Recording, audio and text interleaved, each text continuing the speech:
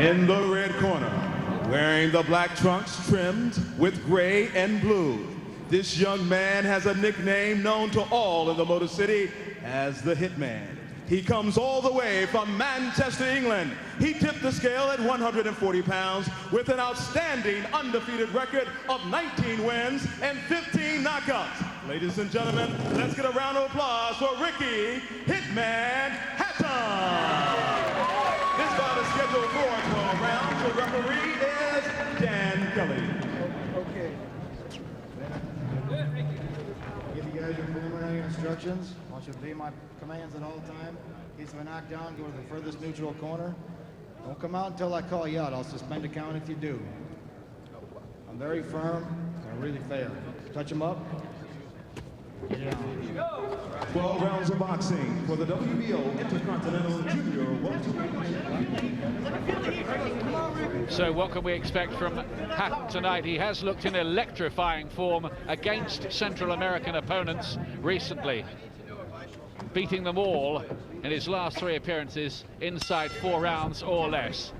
Hatton in his traditional outfit, the tall, much taller Gilbert Quiros from Cartejo near the Costa Rican capital of San Jose.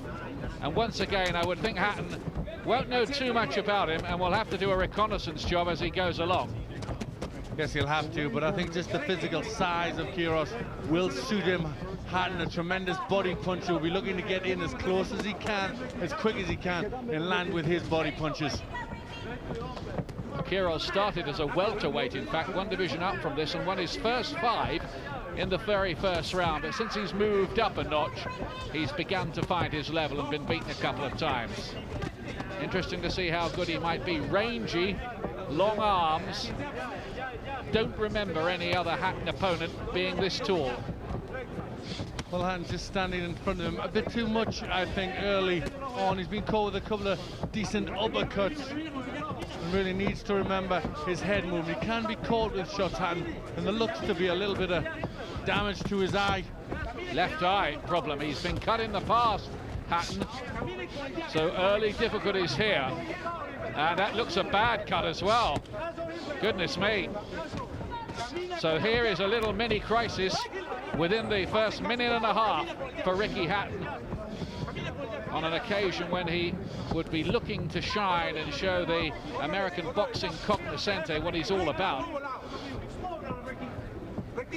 Well, he has started a bit too casual for my liking, Hatton, and been caught with some silly shots when he's just stood around.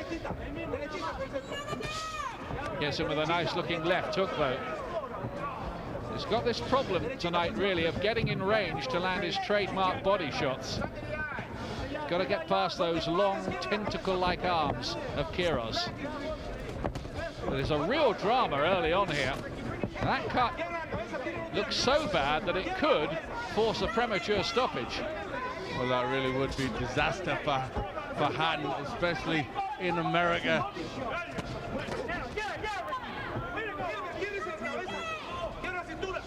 19-0 so far, Hatton, with 15 knockouts, and he's never had to go more than 6 rounds. Well, the eye is pretty bad. He's keeping very calm, Hatton, and for me it's a bit too calm. I'd like to see him just, show a little bit more spark in this round. It's just one of those little obstacles, though, that he has to overcome along the way. Has to keep his composure and get himself back into this contest. But he can't really, at the moment, get in range. Quiros' opening round. Mick Williamson there in the corner, the specialist cutman who's been brought in for recent fights. It's just as well he's there. Yes, it is. Looks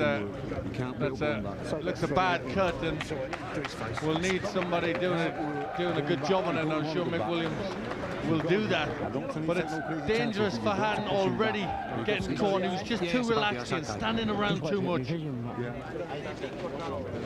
Well, there's Quiros, who was knocked out in 9 rounds in California by a, well, ordinary Mexican really last December. And all the predictions were that, well, he got some useful form at his level, but shouldn't really present too big a problem for Hatton. But that is bad damage by that left eye, which looks nearly closed, doesn't it? Yes, it doesn't look good. He really needs to waken up a bit in this round. He was just a bit slow out the blocks, RickyHatton here. And we've got a delay to the start of the second round here for some reason or another. This fight being recorded by our American TV colleagues, and they're going to maybe use it later. Hatton might be wishing at the moment that they don't. You're watching it live from Detroit, here in the Fox Theatre. Now, will Hatton take a gamble here, thinking that he better stop Quiros before the cut stops him? Well, he does need to get inside pretty quick and start letting his shots go. He needs Quiros to feel the power that he possesses in his fists. Getting closer, Hatton. Again, these uppercuts, though, from the Costa Rican. And so far, Hatton not able to unload to the body, which is where he's caused so much damage already in his career. Well, the lateral movement that we're used to with Hatton, the steps to the side, are just not there as much in this fight. He's a little bit casual. Good body shot going in there. He's hurt him there, Glenn, with that body shot. And again, these rib crunches now beginning to sink in. And Quiros, I fancy, not liking these. And another one, it's a left hook to the body, and it's laid out the Costa Rican in round two. Well, that's RickyHatton's answer, and I don't think he's going to get up from that. It's knocked everything out of him. He won't go on, and Hatton, cut badly in round one, wins in round two, and in the end, he did send out his message. Mind you, he won't be fighting for a few months. He won't be. That was a dreadful injury, but what a terrific finish for RickyHatton. He started too casually, paid the penalty for that with that bad cut, but when he did start getting his shots off, when he got in close, the punches really took their toll, and some beautiful left hooks to the body really did hurt Quiros.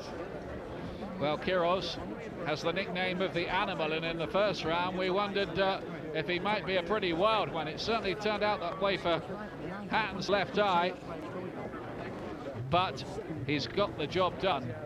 I noticed there Val Casal, the WBO president, in the ring.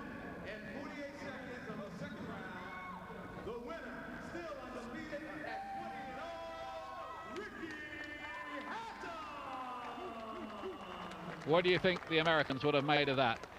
Well, I think the first round, they wouldn't have thought that much. It wasn't a good start for RickyHatton, but when he started to put the punches together, the left hooks to the body were sensational.